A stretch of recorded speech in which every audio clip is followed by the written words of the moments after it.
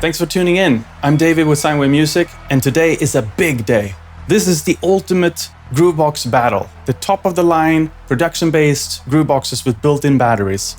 There are only two of them. Now, these two devices are incredibly complex. There's almost nothing they cannot do. I'm gonna keep this very simple. This is gonna be a review that focuses on my experience from a point of view of an electronic music producer that enjoys synthesizers. So you're not gonna hear me talk about sample chopping or those types of features. It's gonna be focused on synth-based music. I paid for both of these devices with my own hard-earned cash. This is gonna be my personal views on both of these machines. So without that out of the way, let's dig right in. On the MPC, arguably the headline feature is Standalone. You can do anything on this device. It was designed from the ground up to be used in Standalone.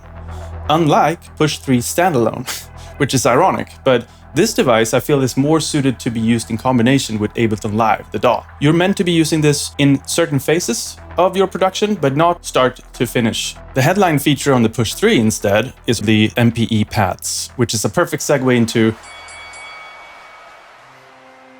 Let's start with the pads. The pads on the Push are absolutely amazing. When the Push 3 was announced, Ableton used the word instrument to market it, and I thought that was just a cynical cop-out because it lacked certain features like arranger mode or song mode. But the reality is it really does feel like an instrument. These pads are absolutely amazing to play, and I've lost hours and hours just playing them like an instrument.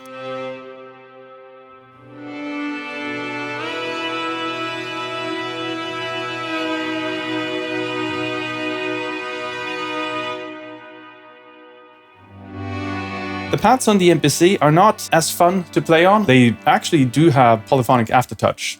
And for drums, both of these are fine. For playing melodic synth sounds and things like that, I mean, obviously the range is going to be more limited. You have 2 octaves of notes in a scale. On this, you can configure it to have even 8 octaves if you want. So I would say pads, here's the winner.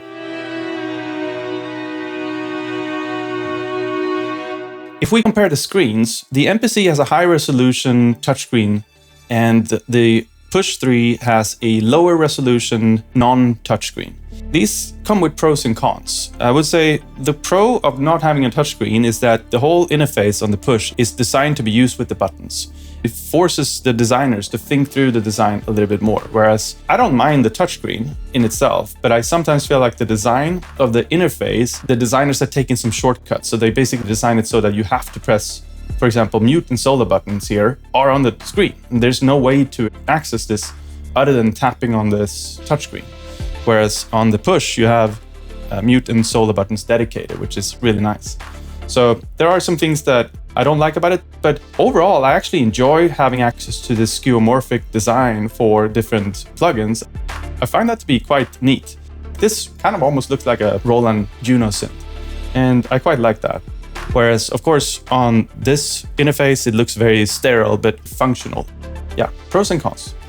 Battery life is much better on the MPC. I get something like 4 to 5 hours on one charge. And on the Push, I get something like, honestly, 1.5 hours, sometimes 2, depending on the complexity of the project. Battery on the Push is more like an insurance for live performance. If someone unplugs the power cord, for example, then it's nice to know that it's not going to completely ruin your live performance. Let's talk about power. The Push is powered by USB-C, which is really neat. So you can use a power bank with 65 watts, and it's going to power this without any issues, as long as it's a PD-compatible power bank. The MPC, annoyingly, has 19 volt input. USB-C doesn't support 19 volts, but what I have found actually is that it is possible to power this with 20 volts. I have a Bird Cord 20 volt PD adapter, and I'm using it all the time, and I have had 0 problems. So Akai doesn't recommend that you do this, so don't take my word for it, but take my word for it.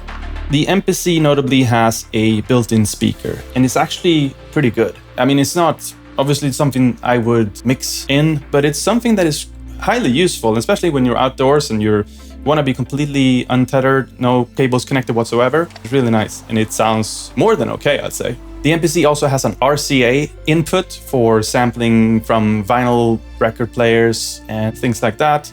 I mean, obviously, the MPC has a massive legacy around sampling and sampling from vinyl records. So RCA stands for Radio Corporation of America, by the way. There's some legacy there too. Another hardware aspect, if I were to guess the price tags of these without knowing it, I would guess that this one is more expensive. It just feels more sturdy. I don't like this thing at all. Sounds and feels kind of cheap, whereas this is rock solid. This feels like a part of a Mercedes-Benz or something like that. Size and weight, both are very big, obviously. These aren't very small and portable Grooveboxes, but the MPC is noticeably smaller, noticeably more lightweight. And I find using this, even on my lap or even in bed, works. Whereas the Push, I don't enjoy having it in my lap. It's a little bit too heavy and a little bit too hot. This is more stationary for me, and this is the portable of the two. I'm also lucky to own a case for the MPC, so that also helps because then I can walk around with it without having to worry about smashing it into a wall. Whereas the Push 3, I haven't invested in a case yet, so it's more unprotected. Electronic music making to me is a lot about exploring, especially with hardware, to feel my way around, to try to find something that works. When it comes to happy accidents and this kind of discovery process of making music, neither of these are as interesting and fun to use for me as the Electron boxes like the Syntax and Digitone 2. But when it comes to discoverability on these two, for the Push, I would again point to the MP pads. They're phenomenal. You can do pitch bend per note, and you can do all sorts of crazy things when you play this. And you can set up sounds so that they interact with a high degree of sensitivity. The other thing that the Push does is that it has this clip-based workflow, which is pretty neat. Rather than the Electron and also the MPC workflow, which is based on parts of the song, like the intro, the verse, the chorus, the outro. On the Push, it's independent per track. I can basically swap out and make changes to the different tracks in real time, but I can also program scenes so that I can switch all of the tracks at once if I want to by just pressing these arrows on the side. It's much more flexible. And that can also be nice because you can do quick discovery of different phrases and different maybe chord progressions, and you can very quickly come up with a song idea. For me personally, I think this is actually easier. I don't mind the simplicity of being confined with different points in time in the song, because that's how my brain thinks anyway. I always think, where's this song gonna go? And where am I going to take it next? I would say the MPC is pretty much a linear approach. It invites you to play the pads and explore via the pads, both drums and melodies. And it has a very, very nice and useful scale mode. Let me demo this really quick. Here's an example. This is a chord progression in C. I'm not sure if it's C minor or... Anyway, let's just try it. Yeah, this does sound like a ballad.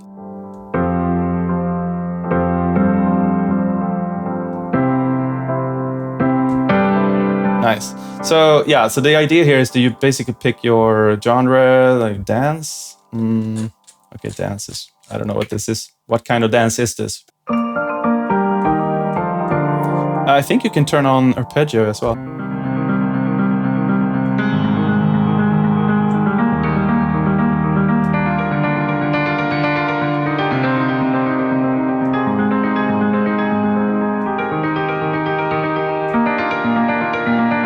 Yeah, so it basically comes with a lot of things to make it easier for you to come up with song ideas. And I find that they can certainly be fun to use. I'm not using them very often, to be perfectly honest with you. Most of my discovery involves just playing notes without these aids. So I basically just set it to a particular scale, C minor, for example. You've heard that one before. And then, yeah, I just play around and I discover the notes that way. The other thing that I really enjoy about the MPC is that it comes with Q-Link macros. I have a whole video about that, so if you're interested in that, I'll leave a link in the description. The difference between the two is that on the Push, you basically have to pick the track that you want to control. And once you pick the track, then you can make some tweaks with these knobs. It's more of a mess when it comes to discovery for me, whereas on the MPC, I can actually set up all of these different knobs to modify different tracks at the same time. I can just say, I want my Q-Links to control on this knob. I want it to control this flutter for this fabric piano, for example. And then I can play around with an embryo and it just works.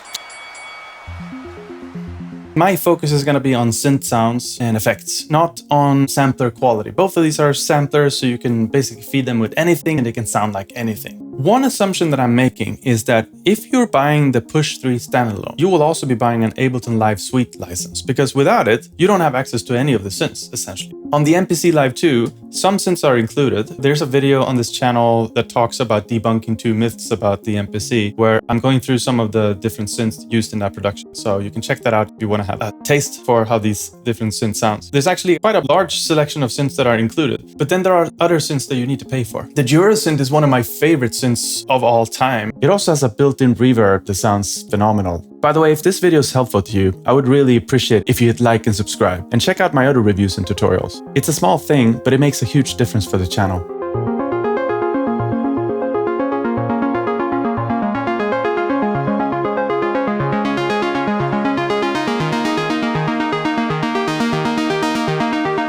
And then you have all sorts of other sample-based synthesizers. So for example, the Fabric collection.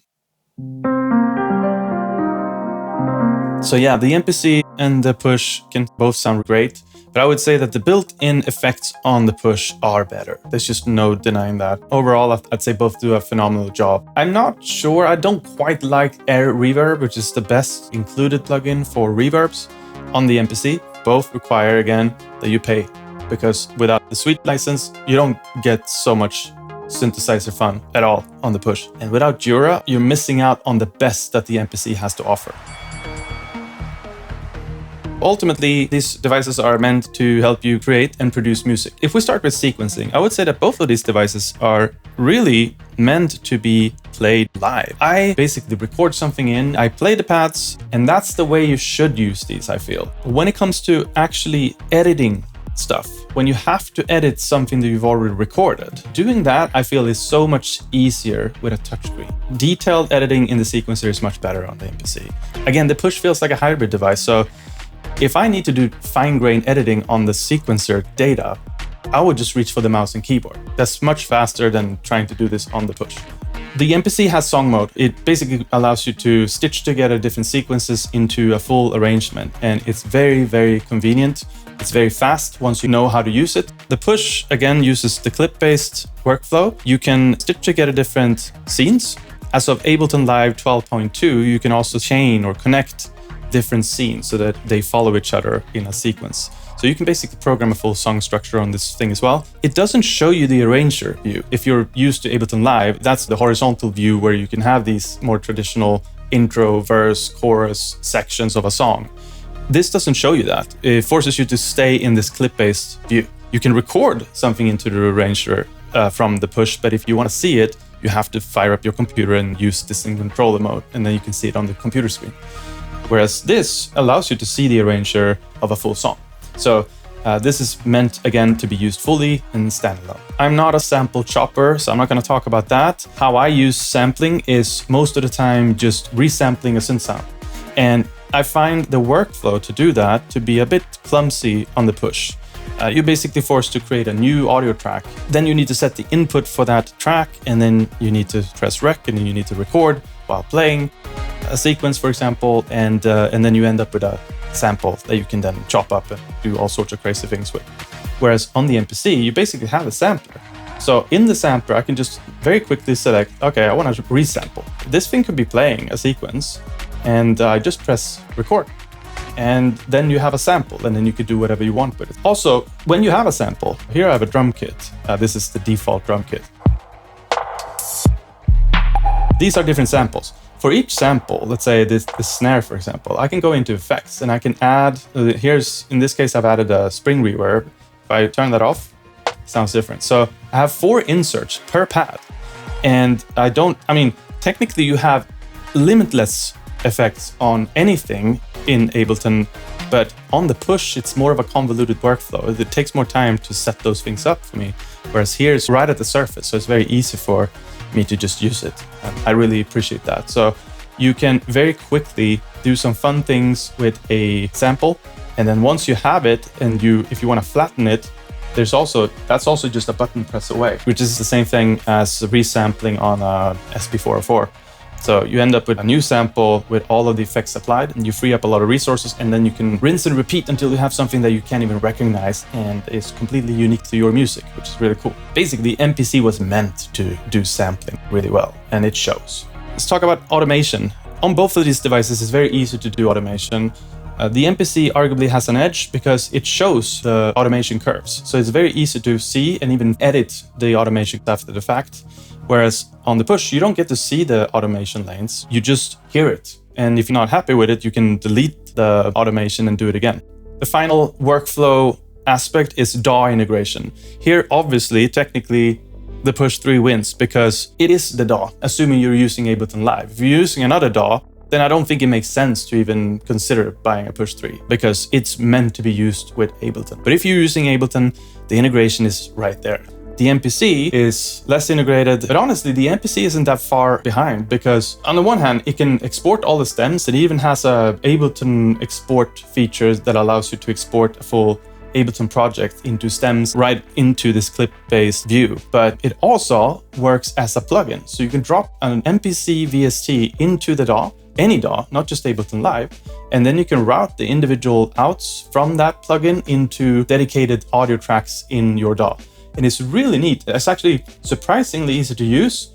And once I discovered this, it sort of took the edge off of the advantage of Ableton Push being completely integrated into Ableton Live. I mean, honestly, the difference is very, very small.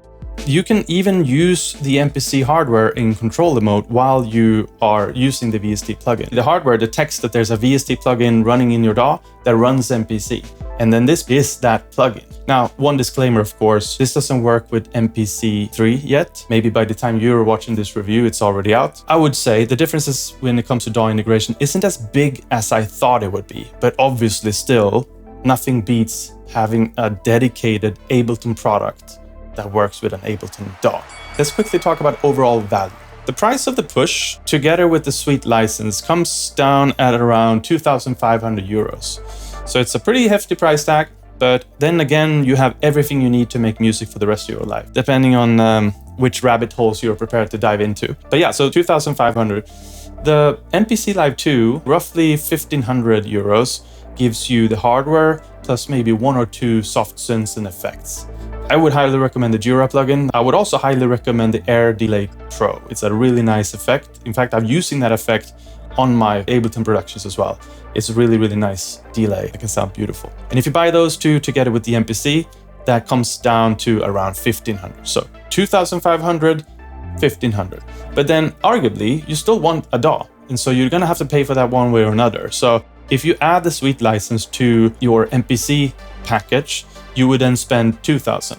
So it's still 500 euros cheaper to pick the MPC path compared to the Push 3 path, even if you're using Ableton Live on both. Which leads me to, of course, we need to pick a winner here.